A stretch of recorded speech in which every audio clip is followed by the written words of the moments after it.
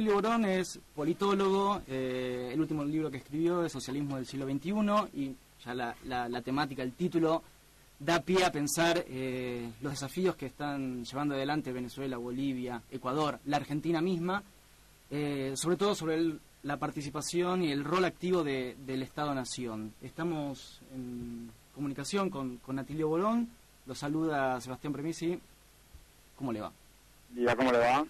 Bien, bien. Acá arrancando el programa de lleno ya con vos. La idea de lo que te queríamos preguntar, lo que queríamos inaugurar esta mesa es ¿cuáles son? Vos hablás siempre de un proceso en marcha en Latinoamérica. Me gustaría que describas cómo entran en juego los distintos países, Argentina, Venezuela, Bolivia, Brasil, en este nuevo contexto latinoamericano y los desafíos que el poder económico concentrado presenta para esos estados. Bueno, creo que, hay un panorama bastante variado en América Latina, ¿no? Yo creo que a veces se habla de la región de una manera muy uniforme, cuando en realidad yo diría que habría por lo menos 3 grupos de países en América Latina y el Caribe. Tenés por una parte aquellos países que tienen un gobierno así definidamente de izquierda, por supuesto con Cuba como la experiencia más antigua, seguida por Venezuela, Bolivia, Ecuador, y hay un par de otros países que se aproximan a ellos, fundamentalmente el Paraguay de Lugo, ¿no? Y tal vez Nicaragua, pero ahí ya hay muchas más dudas, ¿no es cierto? Pero tenemos un núcleo de cuatro y medio, si vos querés, que son países que tienen un proyecto claramente de izquierda. Después tenés otro grupo de países, entre los cuales figura Argentina, Brasil, Chile, Uruguay, te diría como los más prominentes, que son países en donde básicamente predominan gobiernos de centro-izquierda. No es un grupo muy homogéneo, como tampoco lo es el primero, ¿verdad? No es lo mismo Cuba que Bolivia o Cuba que Ecuador, y acá tampoco es lo mismo Argentina que Chile, digamos, hay diferencias muy marcadas, pero dentro de todo coinciden en algunas cosas, entre otras la de pensar que hay una solución capitalista para esta crisis, ¿verdad? Me parece que es la gran línea de demarcación, mientras que el primer grupo plantea de alguna forma un modelo postcapitalista, llamarlo socialismo del siglo XXI, socialismo de los pueblos, como a veces se dice en Bolivia. En el segundo grupo, claramente la solución se busca dentro del capitalismo. Una crítica al neoliberalismo, pero diciendo el capitalismo está fuera de nuestro alcance, no es objeto de la crítica, etcétera.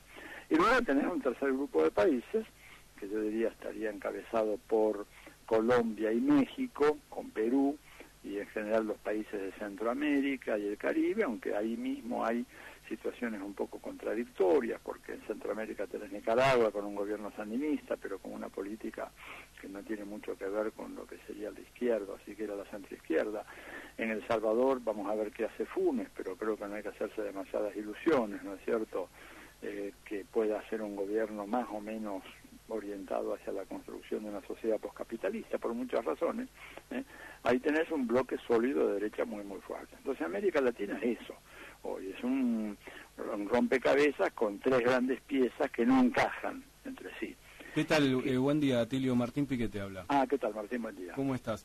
Quería preguntarte por lo siguiente. En la preparación de este programa analizábamos procesos quizá con algunas similitudes en lo económico que se están dando en Venezuela, Ecuador, Bolivia, incluso lo comparábamos con la Argentina.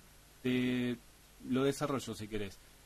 Veíamos, por ejemplo, en el caso de Venezuela, la resistencia de una gran parte del empresariado venezolano y sobre todo de los grupos económicos vinculados con el estado de Zulia, donde está la riqueza, sobre todo, digamos, de los hidrocarburos, la resistencia al plan económico de Chávez, al proyecto político de Chávez, ya de una manera abierta y frontal.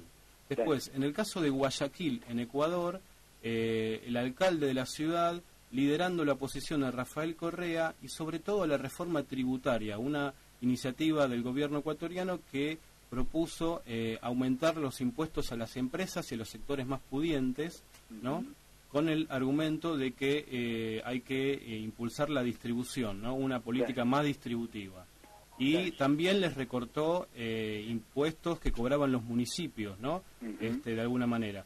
Y en el caso de Bolivia, el impuesto directo a los hidrocarburos, el IDH, que está capturando parte de la renta petrolera de Santa Cruz de la Sierra para financiar las jubilaciones de la llamada renta dignidad. Nosotros de alguna manera encontrábamos algún punto en común, pero te queríamos preguntar a vos, entre esos procesos, entre la oposición de algunos grupos de esas sociedades a esos impuestos que de alguna manera se lleva el Estado-Nación, con el proceso que se está viviendo acá con las retenciones a la soja. ¿Encontrás puntos en común? ¿Te parece que no? ¿Cómo es tu opinión sobre eso? Yo creo, Martín, que es cierto que hay puntos en común, digamos, más allá de las diferencias que hay entre estos gobiernos y el gobierno argentino, pero, digamos, el punto común está dado porque las clases dominantes de América Latina, los sectores empresariales o los del campo de la ciudad, son herederos de una larga tradición que data de la época colonial, que yo le llamé el veto contributivo, o sea, los sectores dominantes aquí heredan la vieja prerrogativa de los sectores dominantes de la época colonial de no pagar impuestos. Entonces, evidentemente, ante cualquier tentativa de un gobierno, sobre todo si es un gobierno reformista que tiene una política de redistribución de ingresos,